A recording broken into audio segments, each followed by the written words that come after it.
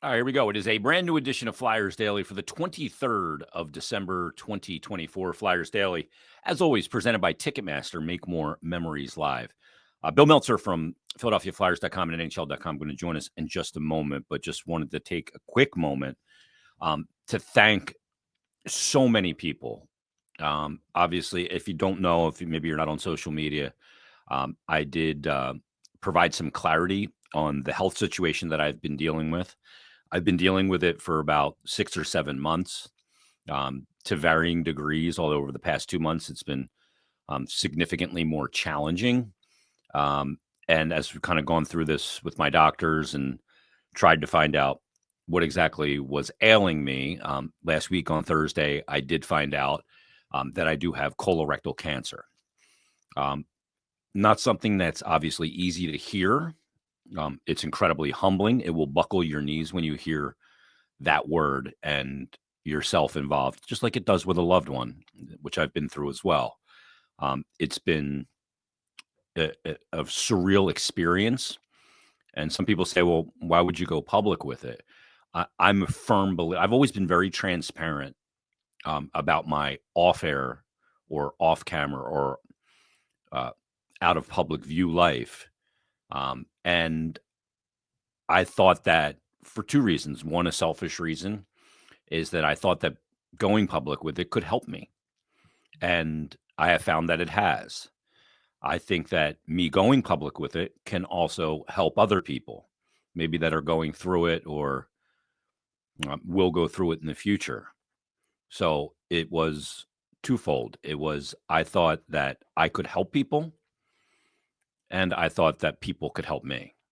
And the response that I've gotten has been completely overwhelming, whether that's been listeners to this podcast from around the globe, incredibly humbling messages and support and encouragement, which frankly I'll need. And I believe in strength in numbers, and we've got numbers.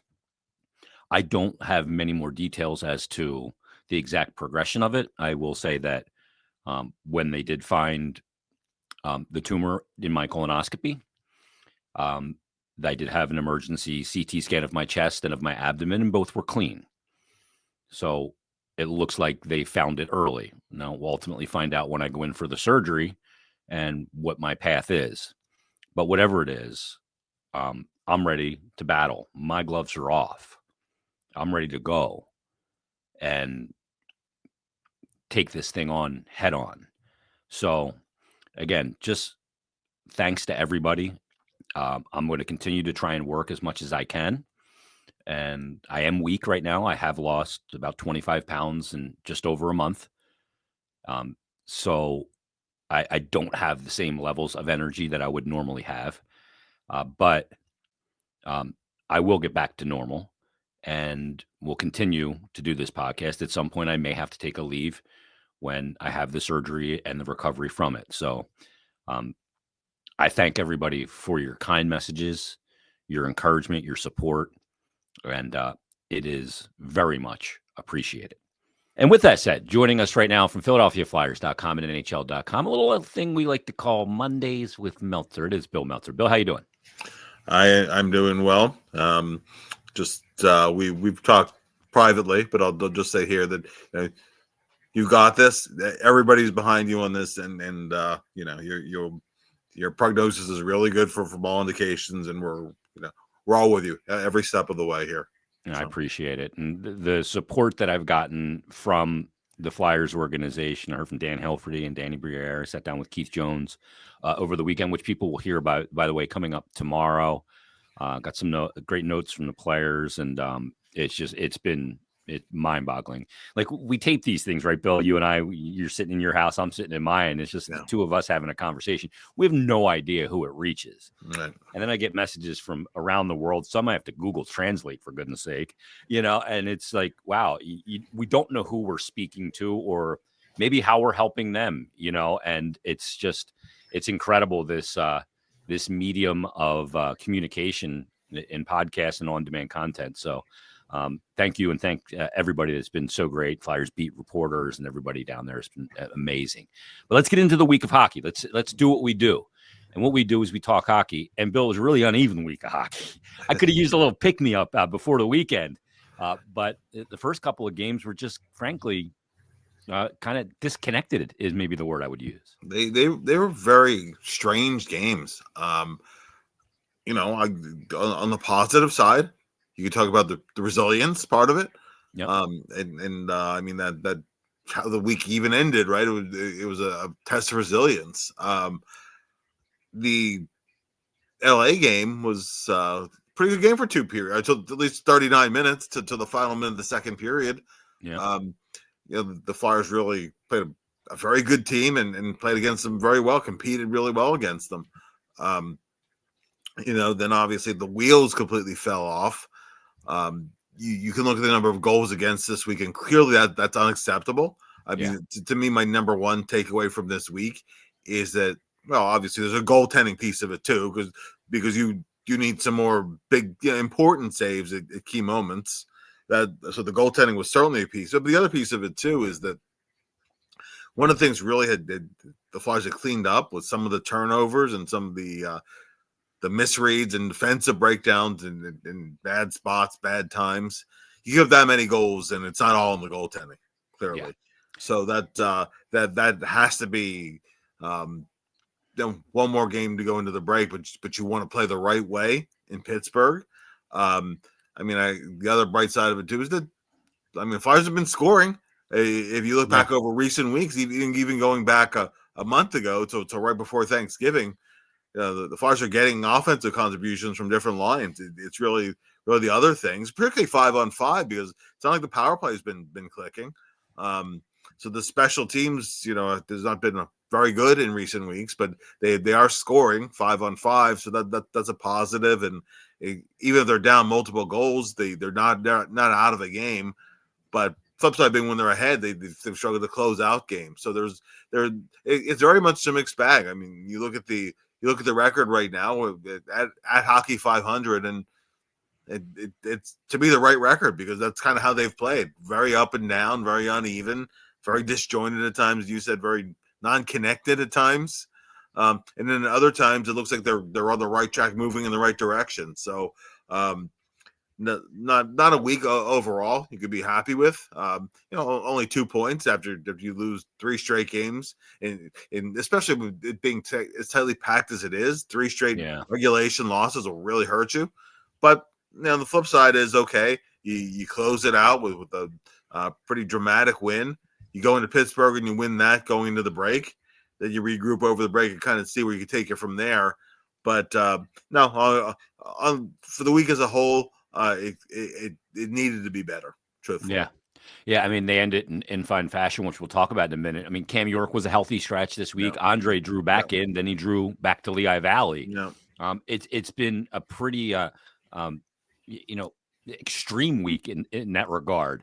You surprised that Andrae went back to the Lehigh Valley? Is this a roster numbers game with they bring up Ule Lexell, and who played really well, I thought, by the way. But you surprised that Andrae goes back? Because I don't know that I think they're a better team when he's on it, even though he was struggling a bit. And I know you don't want to overwhelm him, but well, I'll say that he had a very poor game when he came back. I don't think there's any disputing that. Agreed. But I know he's in the lineup. That these were healthy scratches. He was able to, but I still go back to that hit by Olivier, and that was a bad hit. I mean, he didn't look right. It was a pretty high hit. He was struggling to get up at first. It looked to me, I mean, I'm no doctor. It looked to me like a concussed player. It just did.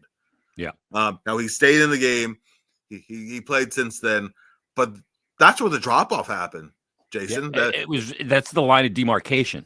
Yeah, it was really right after that. He was struggling to make plays that he'd been make reads that he'd been making pretty routinely.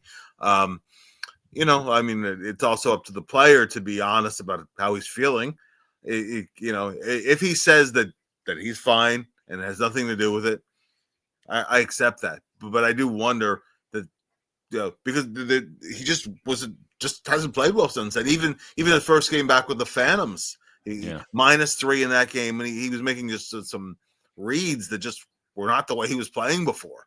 So maybe he's another guy who maybe needs the break to get back on course. Am I surprised at him? I am. The Flyers are still carrying 3 goaltenders. Yeah. And to me, I don't have a ton of fear that if Fedotov goes on waivers, given his very small body of work and that he's signed for another year, and his cap hit's a little high for just a guy to test out and see.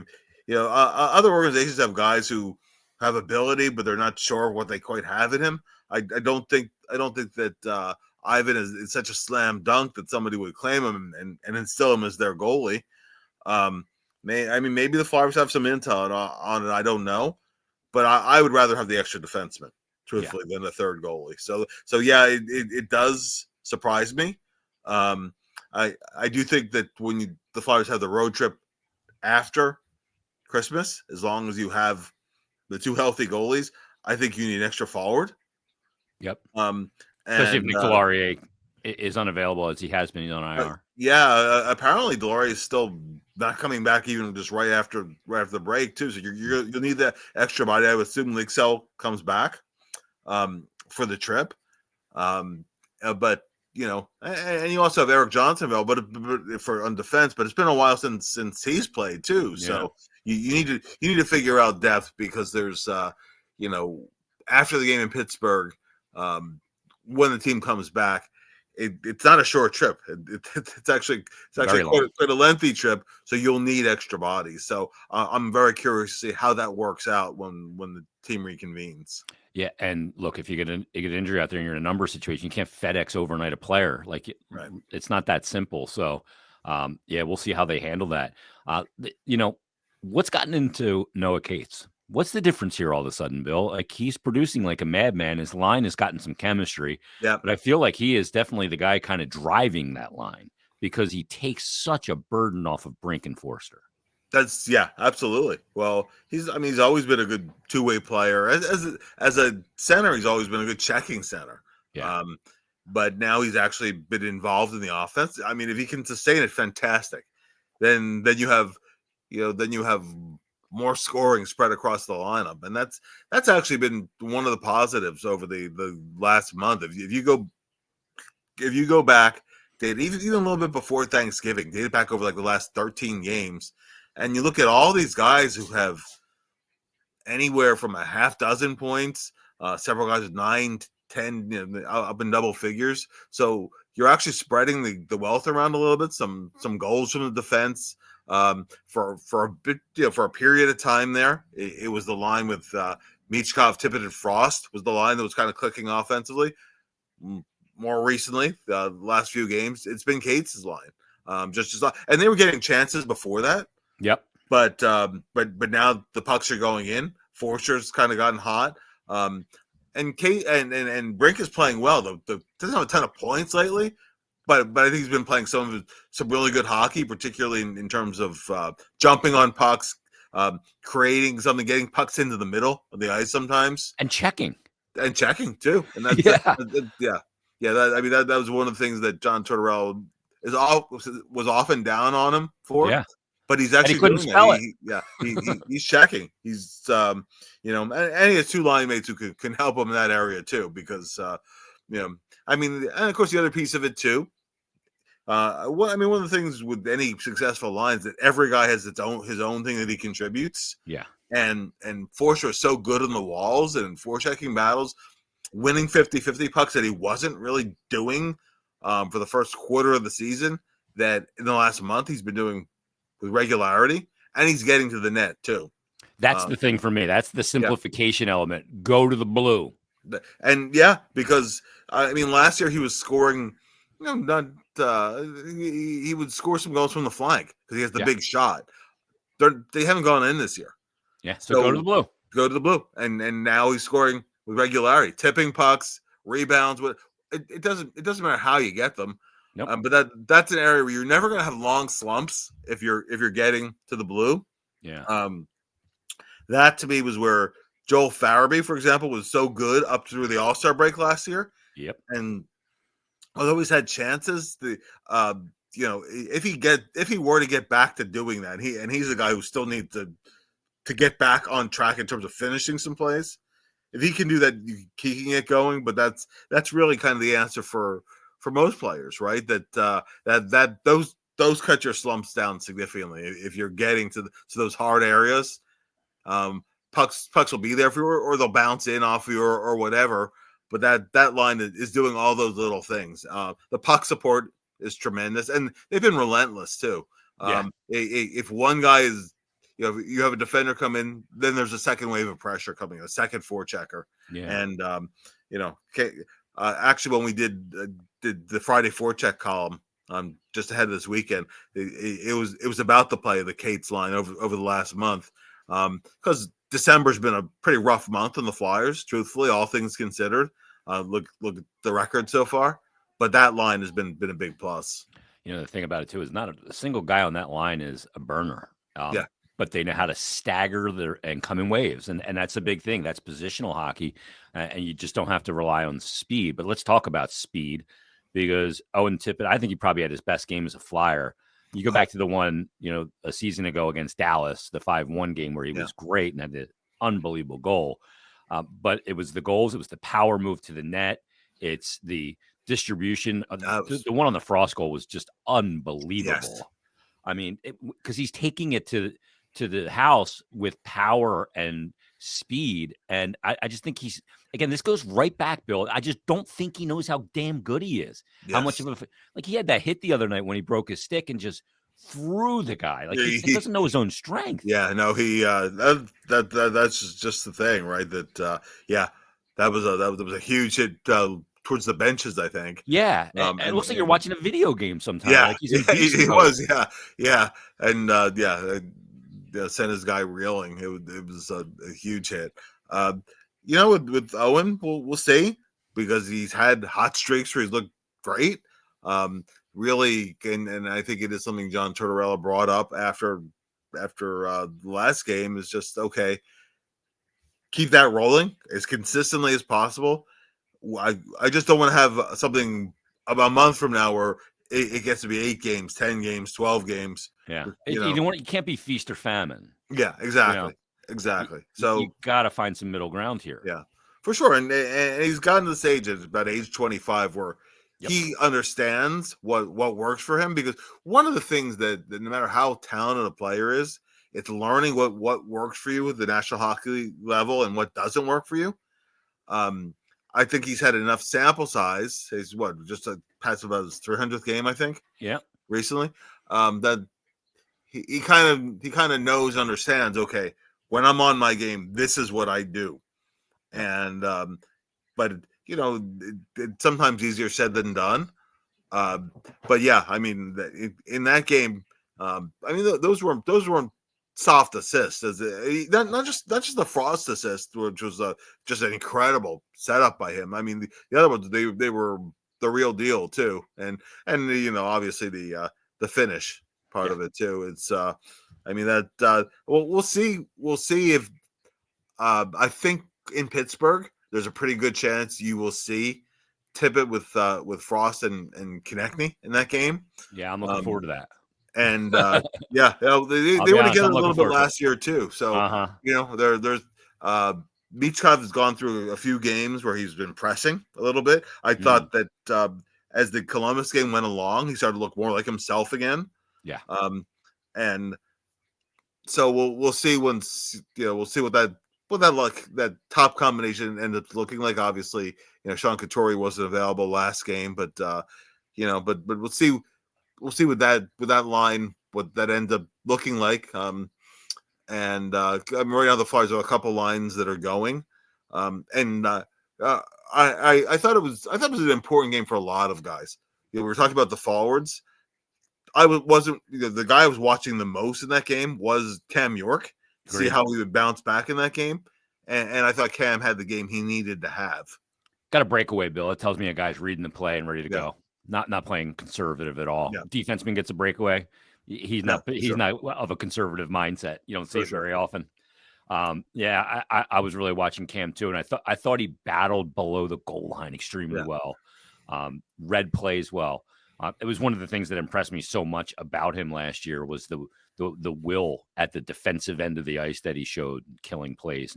And we've talked about the way he handles players off the rush, because of his balance, the way he can skate and keep it. He just never overextends. He's always balanced. So he can really angle guys appropriately. Pittsburgh tonight, and then the break, and then the long trip. And this trip's actually extended a little bit. You know, on the way back, you got a bunch of days off, and then you go to Toronto before coming home again against Toronto. Yeah. But this is get what you can tonight in Pittsburgh. Hopefully 2, right? And then that trip. Some of these opponents, they don't, they're not good teams. Anaheim's not a great team. It's going to be the first game against Cutter Gauthier. Yeah. San Jose, same thing. But this trip is no bargain. No. It's always a hard trip, no matter what. Yeah, even when the Flyers have been top of the Eastern Conference, historically it's been a tough trip. There have been some times where the Flyers have gone and they've aced it. They've also had teams like during Peter Laviolette's tenure, where Flyers were a very good team, but that trip was a devil for them. They really struggled sometimes when they had to make that trip, and you're just coming back from the break and all that. It's just you want to get it off on the right foot. I mean, these games are no gimmies, and it can get away from you.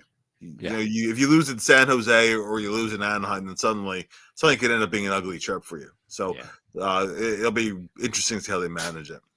Well, they'll be back at it tonight. They'll be in Pittsburgh to take on Sidney Crosby and the Pittsburgh Penguins. Great stuff from you, Bill. Read Bill's work at PhiladelphiaFlyers.com and NHL.com. And we will be back tomorrow. Keith Jones will be our guest, Flyers president of hockey operations, and we'll recap Flyers Penguins as well. So join us then tomorrow on a brand new Flyers Daily.